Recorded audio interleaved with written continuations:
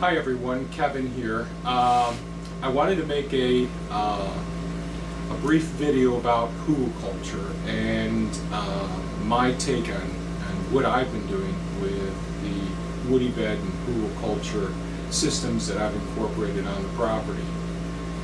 First, if you really want to find out more information about hugelkultur, you can search on the web and find lots of information. However, the name Sepp Holzer, who has really made the term hugelkultur much more commonplace, as common as it is at this point. Certainly Paul Wheaton from berms.com certainly is a great fan of Sepp Holzer's work and following traditional hugelkultur systems. And more recently, Jack Spirko from the Survival Podcast. He's created some videos on his woody beds, hugelkultur systems, and now he's also incorporating swale systems onto his property, and has a great deal of information about permaculture as well.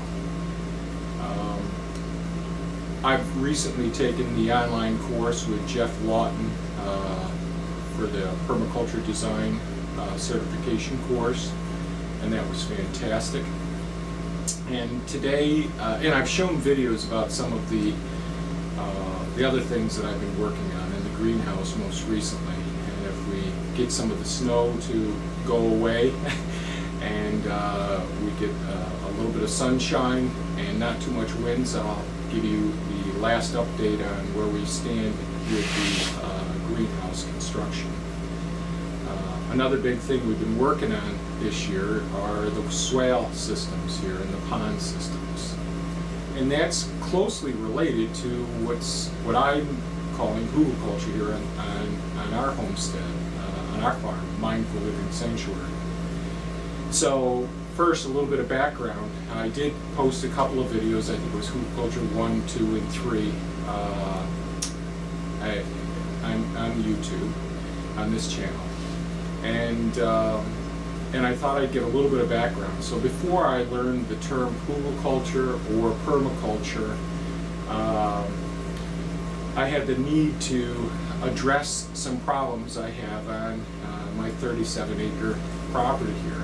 I have an area that was composed predominantly of ash trees that have succumbed to parasites, burrowing in, eating consuming the cambium layer, and as a result, these ash trees dying. And the other problem I had was all the poison ivy that's in the area.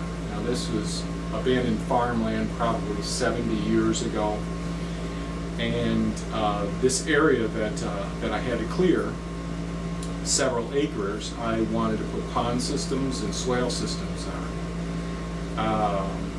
However, before I really had a clear design, and that's where permaculture really helps out with the design concepts and principles, before I even knew about that, I needed to get rid of the ash trees and the parasites. Now, traditionally up in this part of the country, we make these huge burn piles and we just burn it. And so we're releasing all the carbon into the atmosphere. We're losing all that carbon, which is a wonderful resource. We're losing all of, well, I would say that many of the minerals we end up losing because they end up going into the ash and then going off into runoff as well. Yes, they do accumulate in those lowland areas, but that isn't typically what's utilized by gardeners and farmers. So when I approached this whole situation, I talked to Luke and John. They operate Gilbert Excavating, and they've been the two people that I've had on the property. And Luke has passed away this last spring, and I'll miss him dearly because he always had a very insightful perspective And one of the things he said, well, let's just go ahead and instead of burning the stuff, let's go ahead and dig these big holes, and you'll have extra dirt that I needed to fill other areas on the property, and that made perfect sense to me.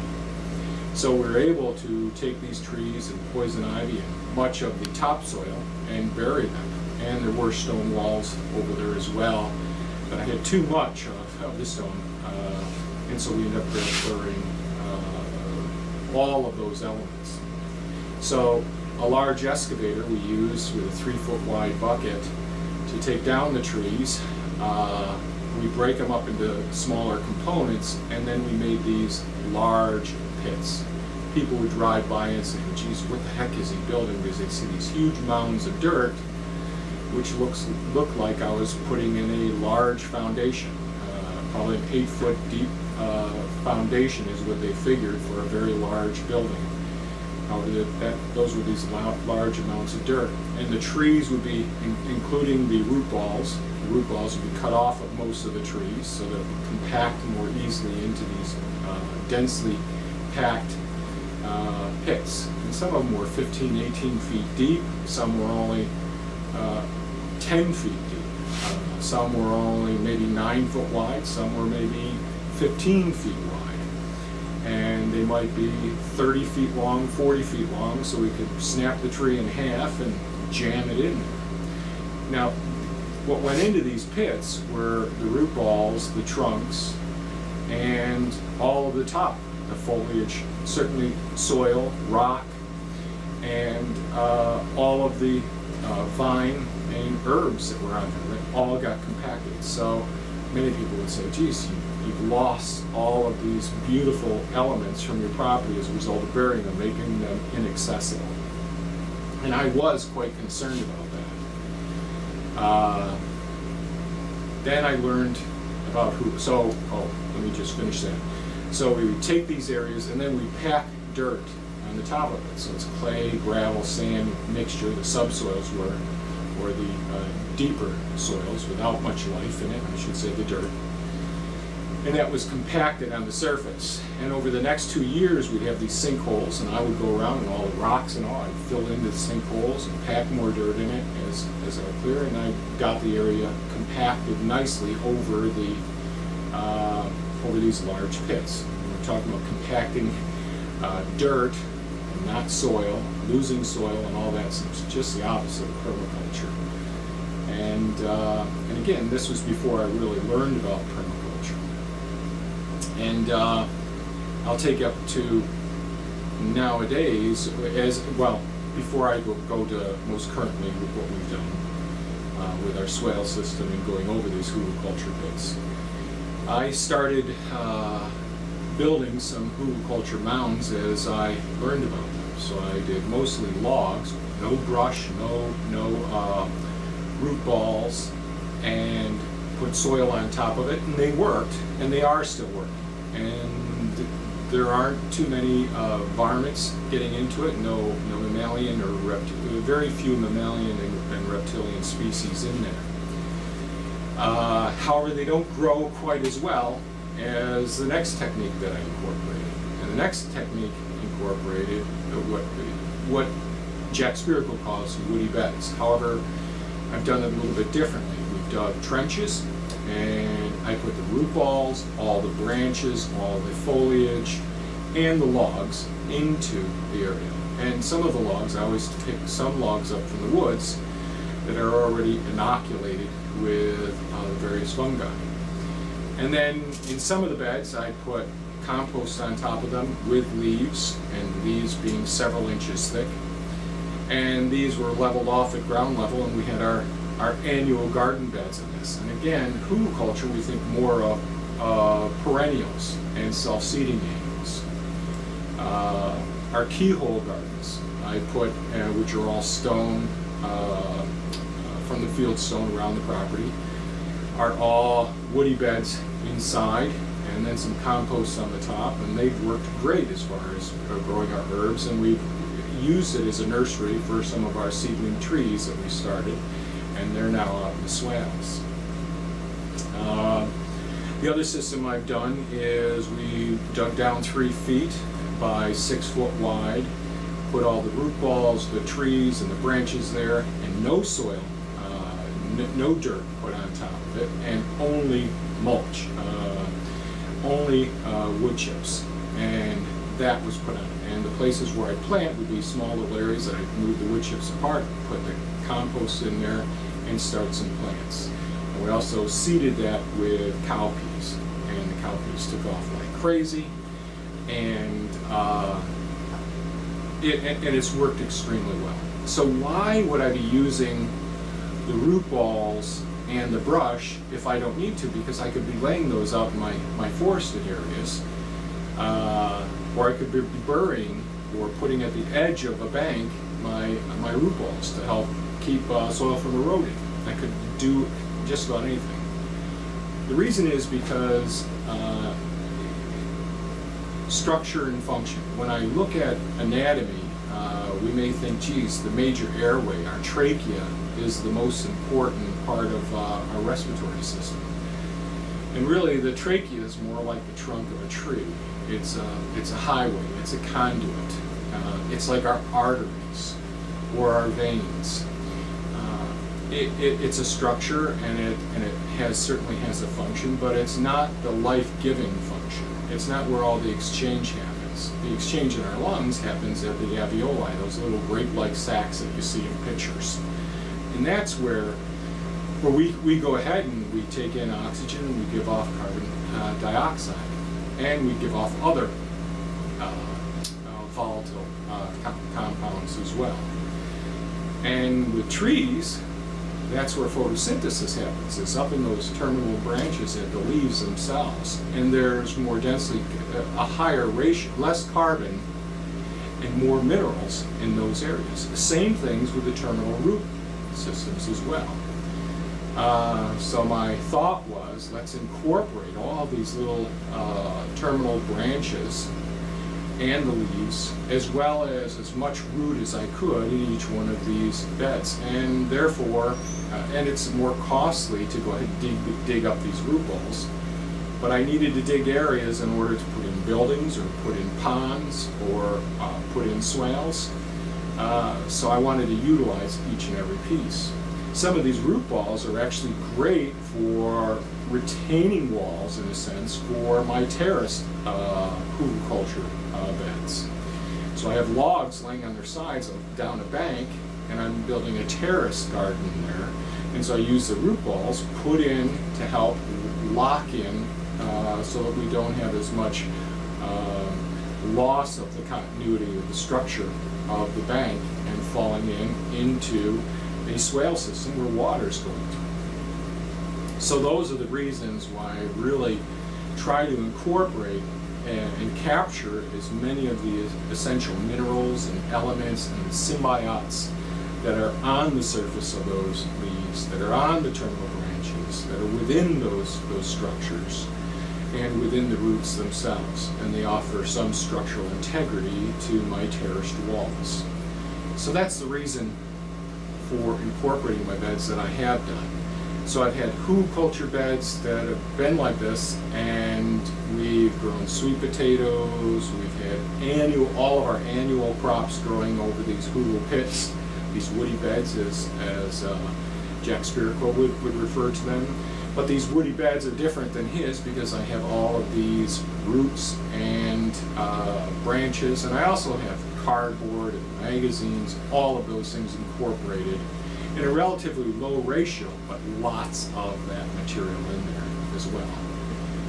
So I wanted to share some of the differences and what are some of the obstacles that I've run into.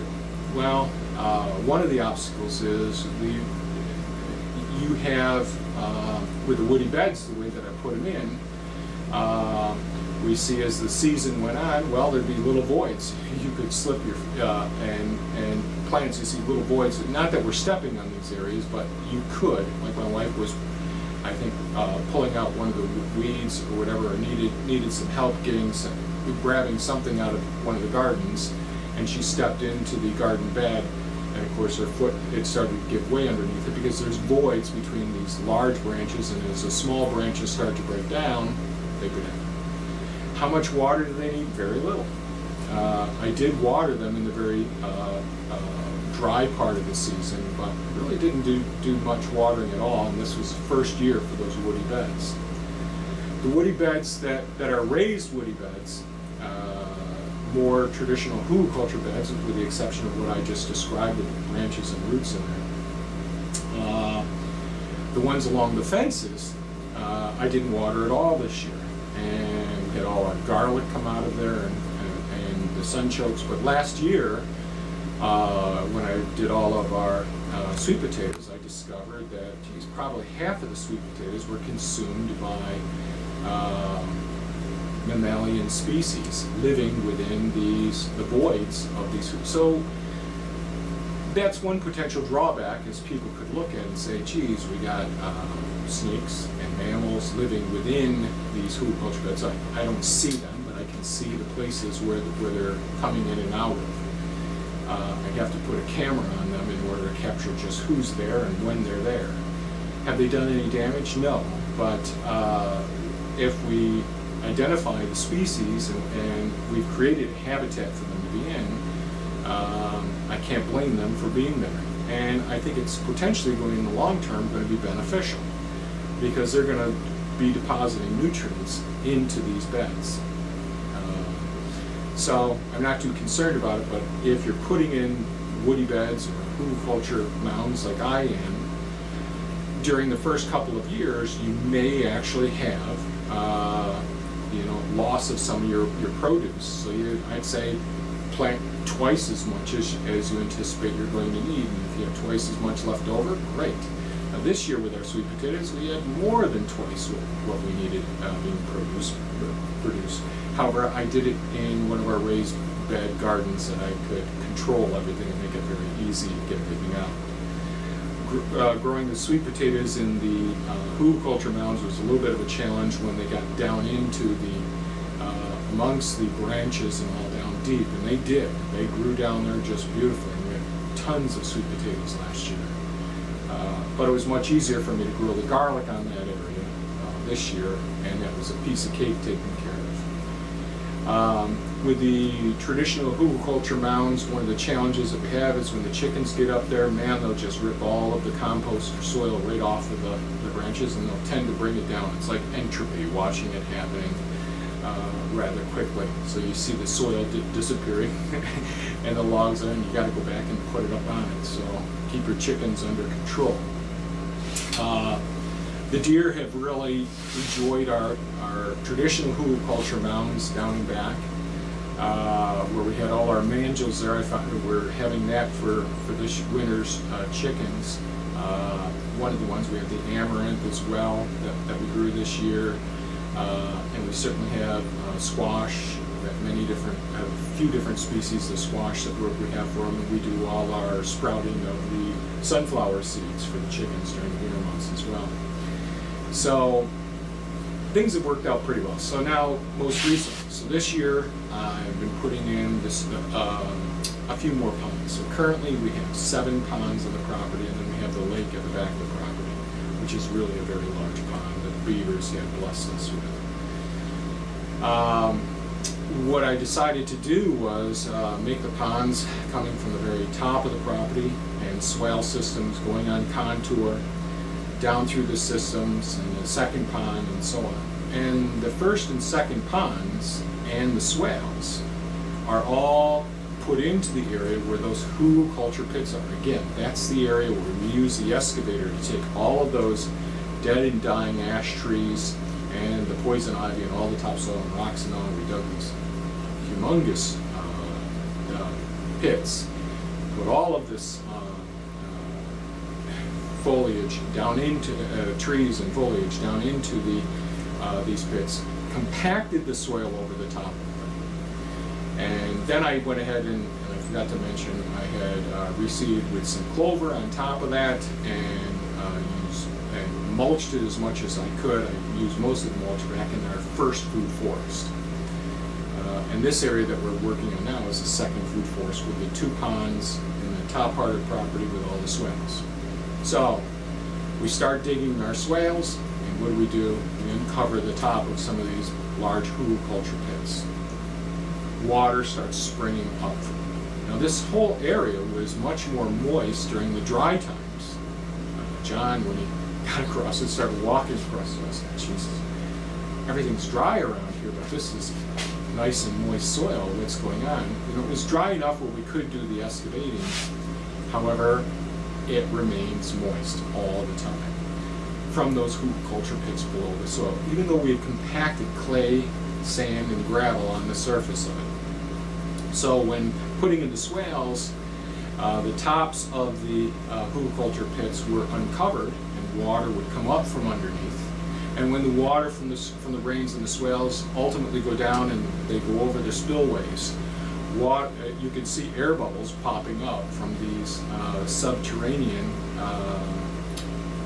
Hugel pits with water in them. So then when we went to dig our ponds, most of the pond areas were areas where there weren't these huge Hugelkultur pits, but both ponds we ended up tapping into it. Now this is the dry season when we're digging these, and everything's going beautifully. You got all this beautiful, not beautiful, but dry clay and gravel coming up and sand coming up.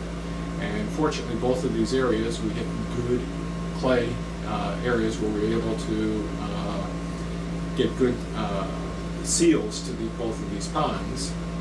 And but both times we tapped the edge of one of these large Hugelkultur pits, and water rushed into the pond area. Fortunately, he had areas that were dug deep enough that we could channel the water over there, wall it off, but it would take over a day of that water emptying out of these small Hugelkultur orifices, the openings into the Hugelkultur pits.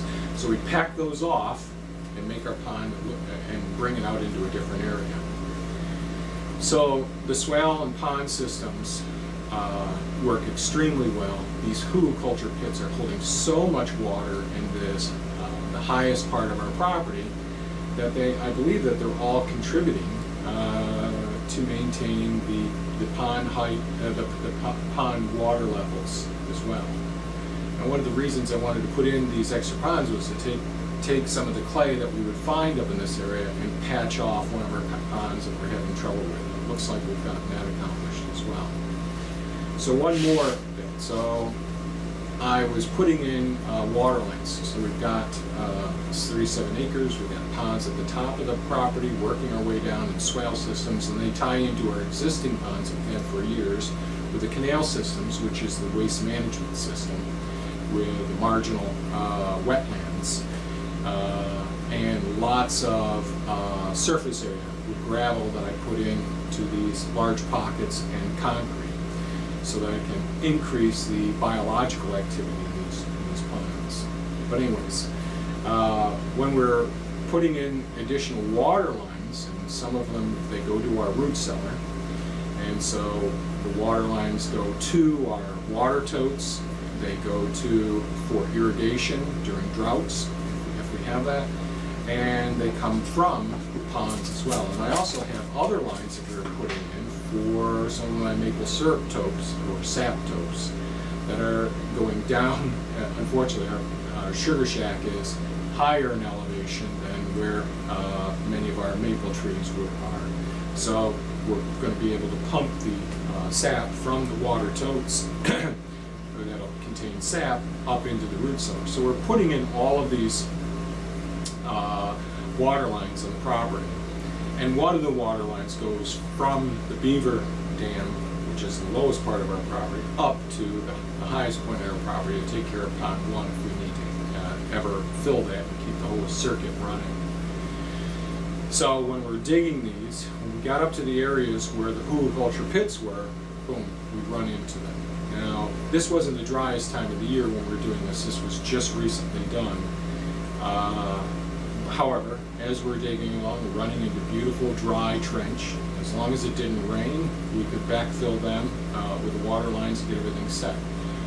But we ran into a couple of the Hugelkultur pits. Just tapping the edge of it, we'd have water shooting out a steady stream this big around out of some of these Hugelkultur pits, and they just fill up those trenches. So these Hugelkultur pits that I'm describing can capture and retain a great deal of water without you ever realizing that it's getting down into there. These hugelkultur pits were put in before the swales were put in. Therefore, it looked like absolutely dry, compacted soil on the surface. But these all contain, or at least every one that we've tapped into, contain copious amounts of water within these systems. One other side note, when it comes to biofuel, one thing that's become quite apparent with these hugelkultur pits, if you have surface water that becomes exposed to the daylight and it's not in a shaded area, say a pond where there's algae that forms and it gets subducted into one of these hugelkultur pits, where the water comes out, you're going to see petroleum-like products. And so that's the algae being biotransformed under anaerobic conditions going through these large hugelkultur pits. So there is a potential for using a system somewhat like this to actually get biofuel. I don't know that I'll experiment with that on this property. I'm going to try and avoid that on this property. However, the nutrients are being utilized and brought back into our pond systems, and as I said, we're pumping fluid from the lowest area, from the lowest spillway going into the beaver pond up to pond 1 to try and keep all of our nutrients circulating on our site. Well, I hope that I've covered what's slightly different with the way that we're approaching hugelkultur in our permaculture homestead here. The main difference is we're just so traditional hugelkultur is taking logs, stacking them probably, I don't know, 4, 6, 8 feet high, and putting some of the soil on top of it and planting perennials into it.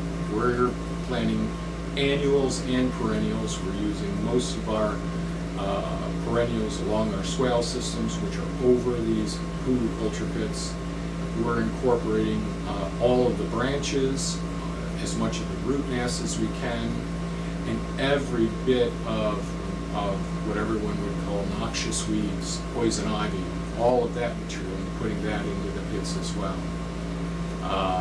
So it's a little bit different. What are some of the challenges that we face when we use a system like I'm describing?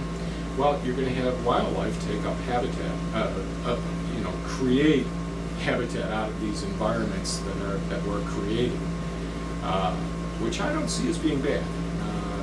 They haven't taken too much. I'm not worried about disease. It's all working out very well.